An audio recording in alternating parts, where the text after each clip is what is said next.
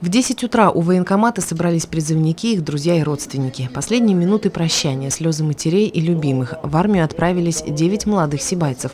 Перед стартом по традиции для призывников прозвучали напутственные речи. По словам выступающих, те, кто идет служить в вооруженные силы, принимают эстафету своих дедов и прадедов, которые с оружием в руках в свое время отстаивали свободу и независимость нашей Родины. 8-й десяток лет живем под мирным небом, имеем возможность радоваться жизни, растить своих детей. И сегодня наступает тот день, когда, дорогие ребята, наступает ваша очередь с оружием в руках защищать мир, отстаивать свободу нашего общего дома.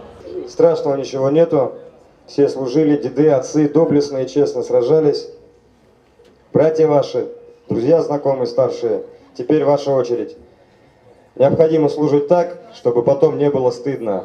Если вдруг в дальнейшем в какой-либо ситуации у вас предстоит выбор поступить хорошо или не совсем, вспомните, что дома вас ждут и как вы будете смотреть в глаза, вернувшись из армии. Поэтому очень хочется, чтобы вы службу свою доблестно и честно отслужили, сохраняли чувство собственного достоинства, проявили все мужество. В настоящее время ситуация с призывом граждан на военную службу изменилась. Все больше молодых людей самостоятельно приходят в военкомат и обращаются с просьбой направить их на службу в армию.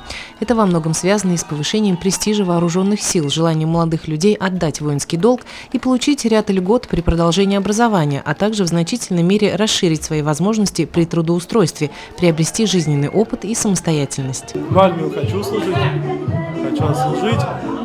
Желаю дальше служить по контракту. Хорошее настроение, боевое. Желаю всем хорошей службы. Хочу служить долго.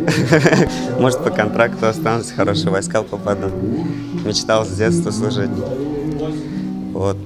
Хочу достойно отслужить. Ну, как пацаны говорят, служи, как я служил. Желаю, чтобы мой сын отслужил хорошо, я сам служил. Ничего в этом зазорного нет. Это действительно святая обязанность Родину защищать. И думаю, Кирилл, ты не подведешь. Желаем всем призывникам, желаю, чтобы все-таки отслужили, домой вернулись в целости и сохранности. Уже через год провожающие будут встречать настоящих воинов с честью выполнивших свой долг перед государством. Алина Полянская, Гульхамитова, Дамир Хайблин, Любовь Карпова, телекомпания СТВ.